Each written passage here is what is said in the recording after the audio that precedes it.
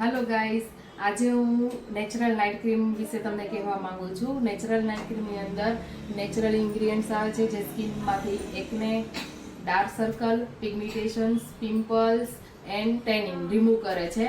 આ ક્રીમ એ night cream છે, રોજ રાત્રે લગાવવાની છે ફેસ વોશ કરીને અને સવારે નોર્મલ વોટરથી ક્લીન કરી દેવાનું છે ફેસ. આ